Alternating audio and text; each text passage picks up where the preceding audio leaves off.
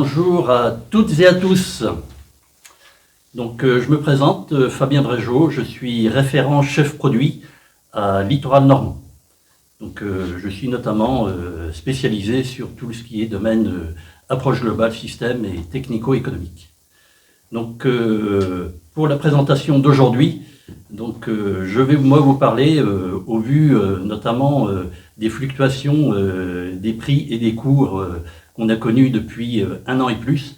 Je vais vous parler des marges sur coûts alimentaires et des marges sur coûts alimentaires un an après. Alors tout d'abord, je vais vous présenter la méthode de calcul MCA, marge sur coûts alimentaires. Ensuite, j'aborderai l'évolution de la conjoncture 2023 comparée à 2022. On reviendra également sur les conditions climatiques 2022 qui ont impacté les rendements fourragers, et notamment ceux du maïs. Je vous présenterai donc les résultats des marges sur coûts alimentaires 2023 comparés à 2022. Parler de marge, c'est bien, comparer ces résultats, c'est mieux. On parlera de comparaison de groupe. Et de ces comparaisons, on fera une analyse des résultats et on fera quelques focus en particulier. Enfin, j'aborderai les intérêts et les limites de la marge sur coûts alimentaires et on terminera par une conclusion. Alors la méthode de calcul marge sur coûts alimentaires, elle est basée sur deux éléments, le produit lait d'une part et le coût alimentaire d'autre part. Dans le produit lait, on intègre le lait vendu à la laiterie, mais également la vente directe, le lait au veau, ainsi qu'éventuellement le lait jeté. Pour la partie coût alimentaire, ce coût est constitué, lui, des fourrages, des concentrés, des coproduits et des minéraux. Alors ce qu'il est important de rappeler, c'est qu'on parle bien de marge, on ne s'arrête pas uniquement au coût. Coût de production, coût alimentaire, dans la démarche économique d'une exploitation, c'est insuffisant et il est absolument indispensable aujourd'hui de raisonner marge.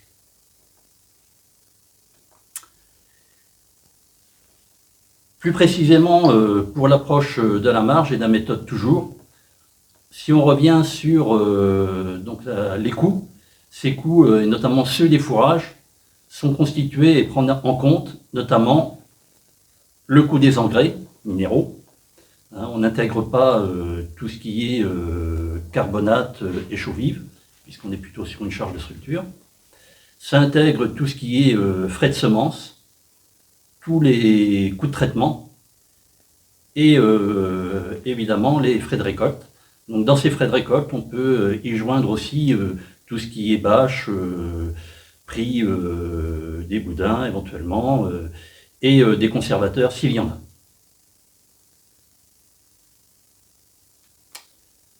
Alors revenons quelques instants sur les éléments de conjoncture 2022-2023 et 2021-2022. La présentation, elle porte sur les campagnes laitières au 31 mars. C'est pour ça que vous avez un déroulé de mars 2021 jusqu'à mars 2023.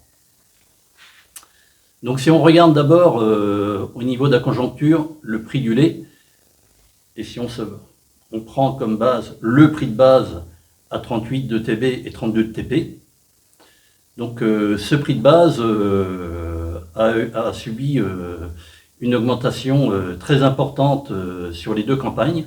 Donc en moyenne, on est passé de quasiment 350 € les millilitres à 430.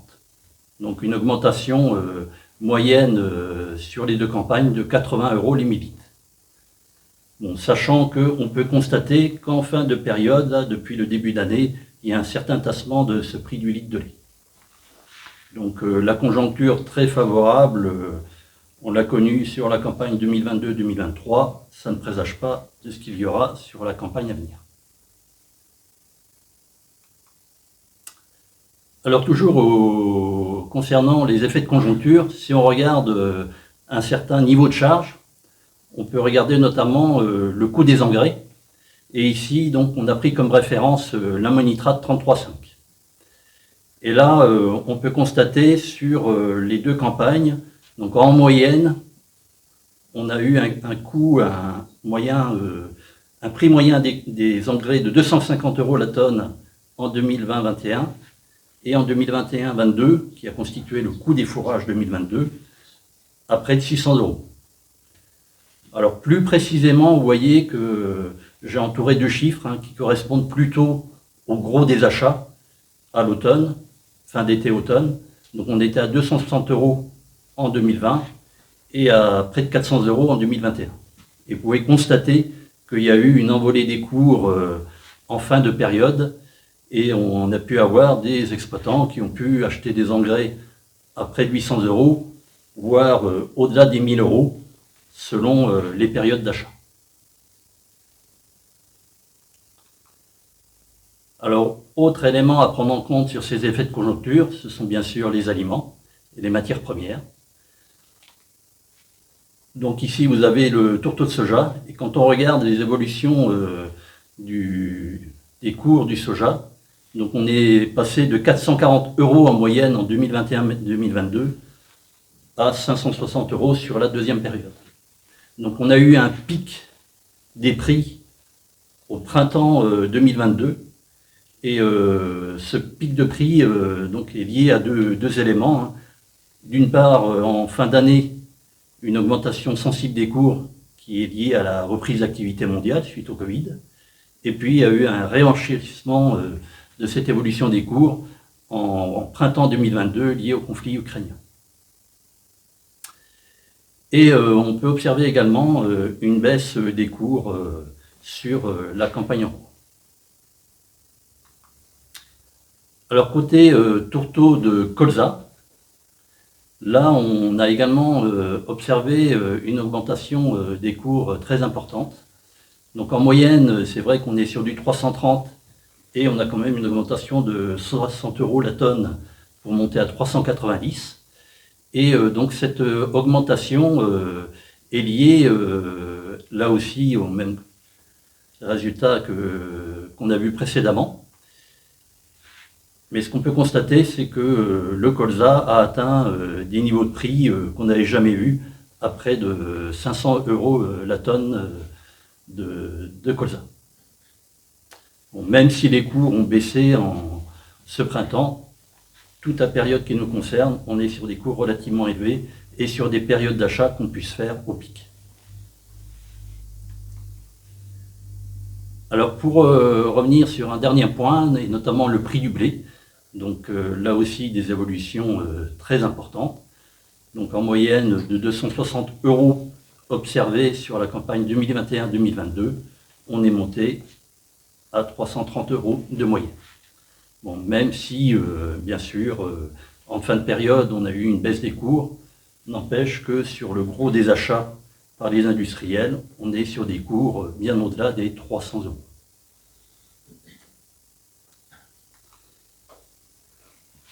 Alors, on a parlé de coûts, et notamment d'effets de conjoncture sur les prix. En 2022, on a eu aussi un effet climatique qui a influé les coûts, et notamment l'effet de la sécheresse qui a eu des conséquences sur les rendements fourragers, et notamment de l'ensilage de maïs. Ici sur le graphique, vous avez de retracer 15 ans de rendement, et vous voyez que grosso modo, ces différents niveaux de prix se sont situés aux alentours de 14 à 15 tonnes de matière sèche. Et la particularité de 2022, c'est que ces prix ont chuté à seulement 12 tonnes de matière sèche hectare.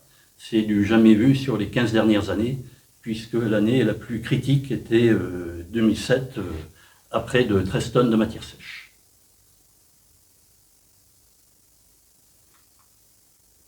Alors maintenant, si on parle de résultats, donc résultats et marge sur coût alimentaire, Donc là, vous avez une double présentation des résultats, à la fois au millilitre de lait, mais également en euros par vache et par jour.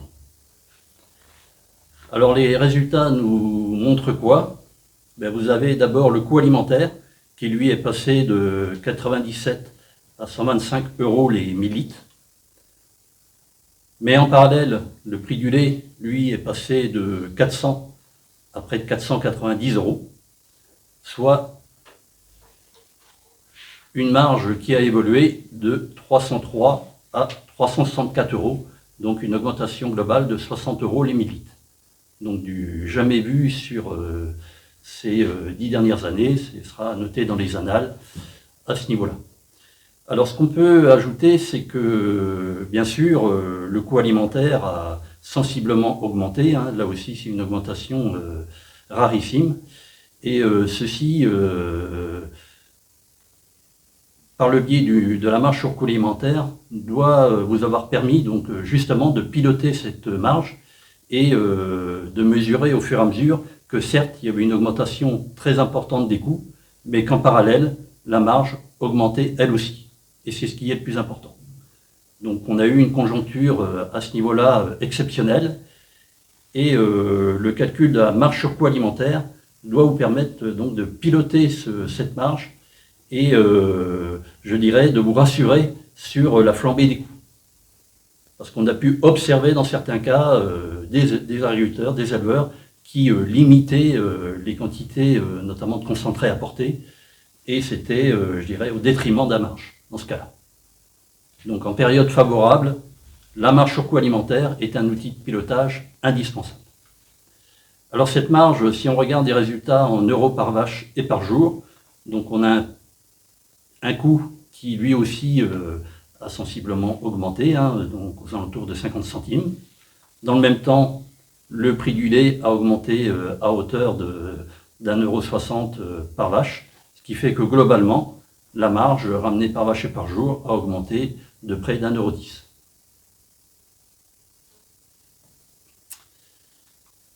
Alors, quand on parle de résultats, vous voyez, je vous ai présenté deux ratios, un ratio millilitres ou par vache et par jour. Donc, ces deux ratios, quel est le plus pertinent parmi ces deux ratios? Je dirais que tous les deux sont pertinents. Maintenant, ce qu'il faut, c'est bien savoir les analyser au cas par cas.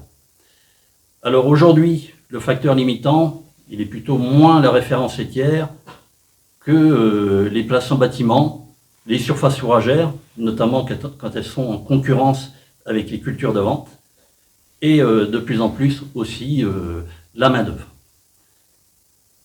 Alors, quand on parle de marge en euros millilitres, je dirais qu'on est plutôt dans une démarche qui favorise les systèmes économes.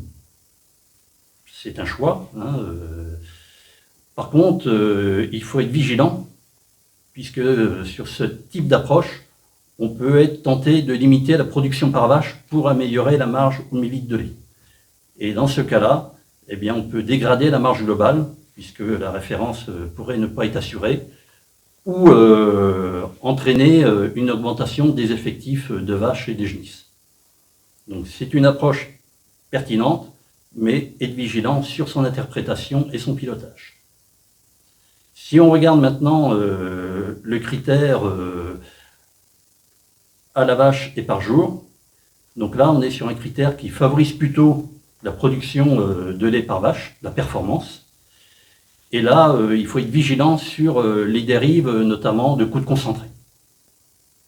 Et il est important, dans ce cas-là, de bien prendre en compte les groupes de comparaison, et notamment par niveau de production laitière.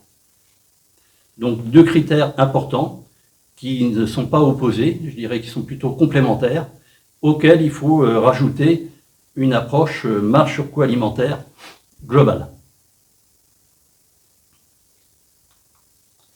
Alors quand on regarde l'évolution des résultats sur les 5 dernières années, donc ici ils vous sont présentés en euros millilitres, eh bien vous voyez qu'on était sur des résultats autour de 280 € bon an mal an.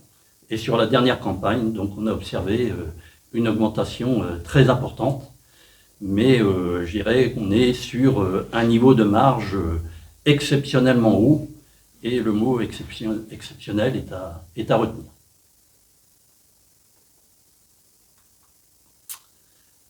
Alors au-delà des résultats, ce qui est important, c'est de pouvoir se comparer. Alors ici, vous avez un graphique qui reprend les comparaisons de tous les élevages de littoral normand.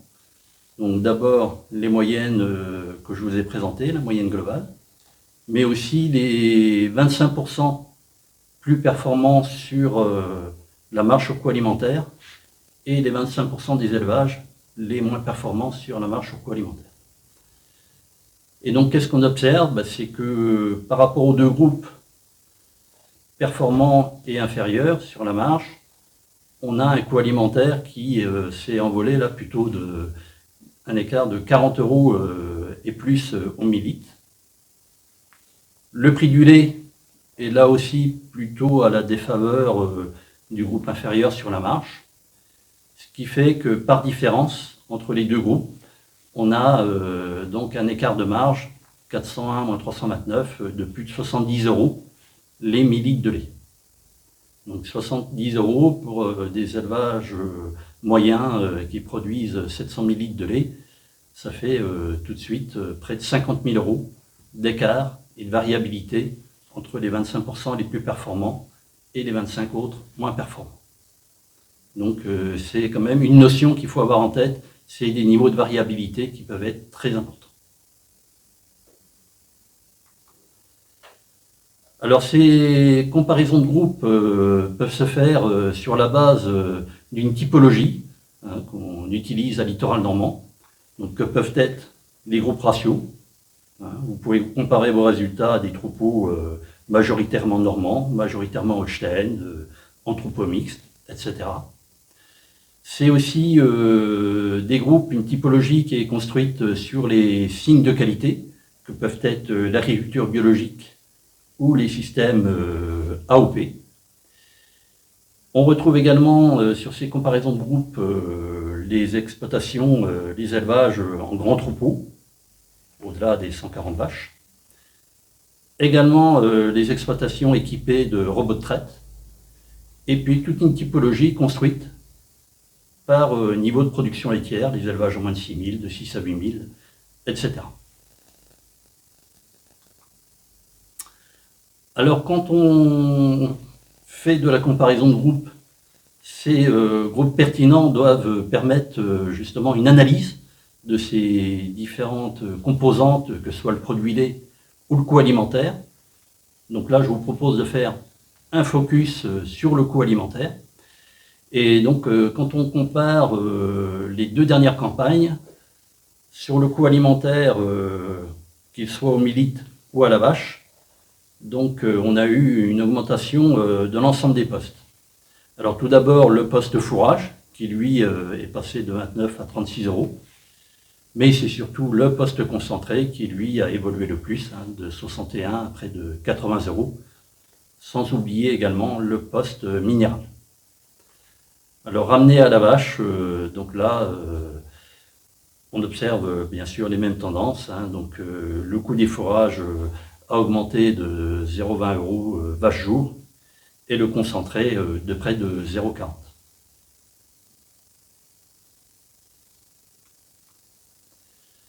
Alors si on regarde d'un peu plus près le prix des aliments en eurotonnes, donc comme on l'a vu, le coût des fourrages, lui, a augmenté de 36 pour passer à 43 € la tonne de matière sèche.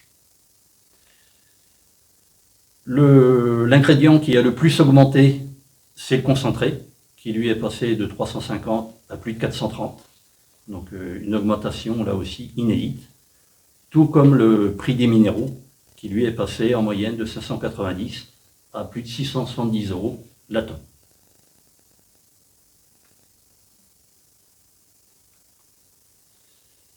Alors si on analyse un peu plus finement les résultats et qu'on va regarder d'un peu plus près le coût des fourrages, et notamment celui des prairies pâturées et dans l'ensilage de maïs, En coût hectare, le coût des prairies est passé de 112 à 162 euros l'hectare. Alors, ce qui a le plus impacté le coût des prairies, c'est bien sûr les engrais. On a une augmentation, on passe de 88 à 137, une augmentation de près de 50 euros à l'hectare. C'est le poste, bien sûr, qui a impacté le coût et l'augmentation du coût des prairies de 2022 comparé à 2021. Alors, le rendement des fourrages a diminué, ça a été le cas pour le maïs comme on l'a vu, mais également pour les prairies. On est passé de plus de 7 tonnes à moins de 7 tonnes en 2022, avec un rattrapage, je dirais, à l'automne sur les prairies. Mais vous voyez que ramené à la tonne de matière sèche, on passe de 15 à 25 euros la tonne de matière sèche, donc quasiment du simple au double. Donc là aussi, du jamais vu en termes d'augmentation des coûts. Pour le maïs, donc là on a également une augmentation importante des engrais, de 120 à 190, donc là on est à 170 euros d'augmentation. Tous les postes ont augmenté, ça a été le cas pour les semences, pour également les produits phyto, mais également sur les frais de récolte. Alors pour deux raisons, à la fois liées à la main-d'œuvre, mais aussi aux frais d'entretien du matériel. Alors comme on l'a vu, les rendements ont baissé en 2022 sur le maïs, et comparé à 2021, on est passé de près de 15 tonnes à 12 tonnes, ce qui fait que le coût en eurotonnes de matière sèche est passé de 38 à 55, soit une augmentation de 50%.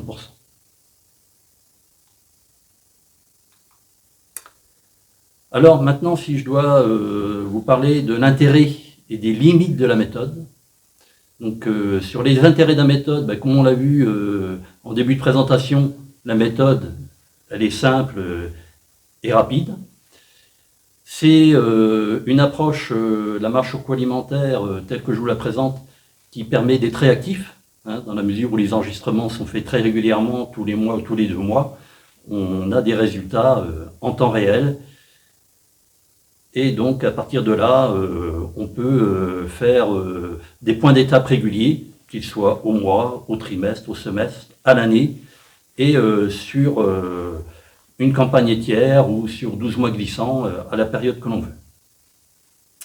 Donc, cette marche sur coût alimentaire, elle permet également de se comparer et de se fixer de nouveaux objectifs, bien sûr des objectifs réalisables et progressifs. Mais c'est une façon de se challenger à l'échelle de l'exploitation pour améliorer ses résultats.